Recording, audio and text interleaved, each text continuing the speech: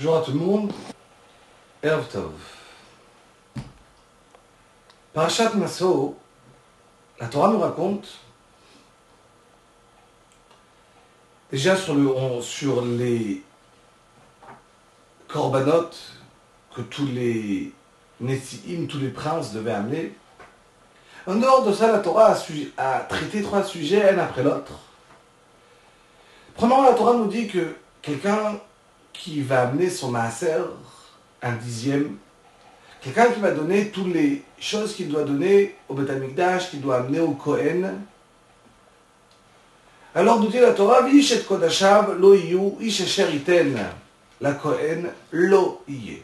Nous dit la Torah, tout celui qui va donner au Kohen, ça sera à lui. La Torah parle à lui de qui? De la personne qui a donné. Mais s'il a donné au Kohen, ce ne sera pas à lui, ce sera au Kohen. La Torah te dit, tout celui qui va donner au Kohen, lo iye, il aura. Sur place, Rashi vient, il transmet, il aura quoi?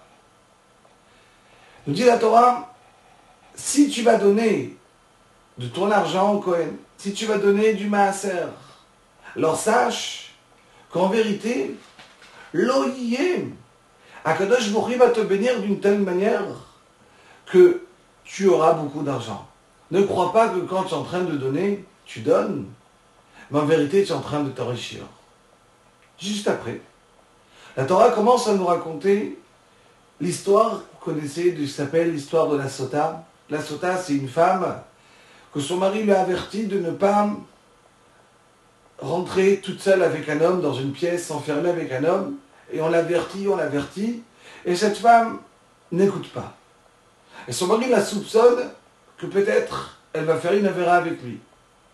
Alors, pour qu'il y ait le shalom à la maison, et prouver est-ce que cette femme réellement, elle a fait la avéra avec quelqu'un d'autre, oui ou non.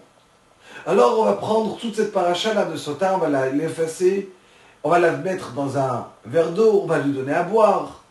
Et on va faire jurer cette femme qu'elle n'a fait aucune avéra. Et effectivement, si elle n'a pas fait d'avéra, alors elle aura plein de brachot. Et si malheureusement elle a fait une avéra, alors elle va mourir d'une mort atroce. Quelle est la suite de l'un à l'autre? Quel rapport? Pourquoi la Torah débute par ça, finit par cela?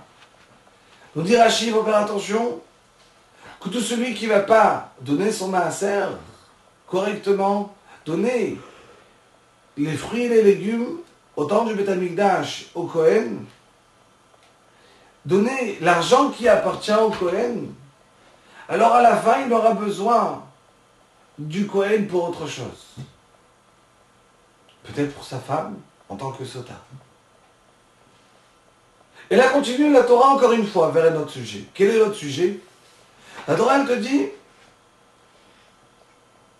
si quelqu'un va prendre sur lui, il va voir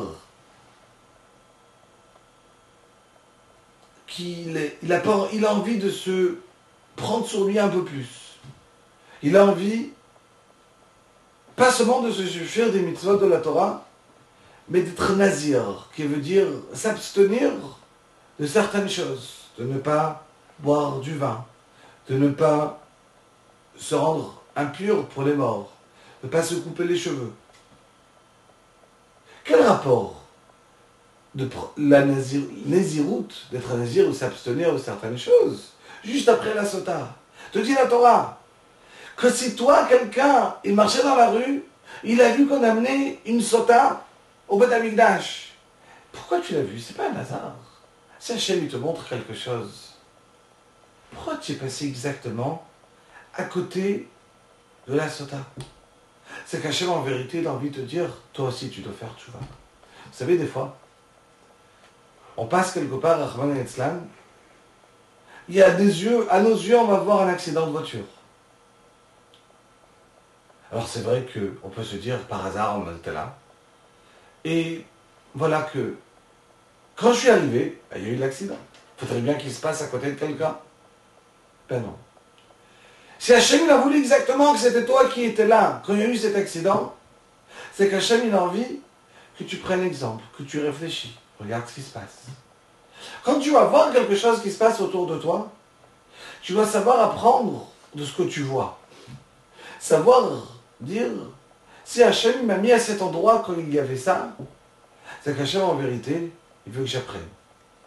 Qu'est-ce qu'il faut que j'apprenne? À me renforcer. À essayer de voir que si j'ai vu ça ici, à cet endroit, alors Hachem, il veut que maintenant, je prenne sur moi quelque chose. Ne pas croire que ce qui autour de nous est banal, mais au contraire, prêter attention et apprendre de chaque chose. Kol Tov Be'atzlacha.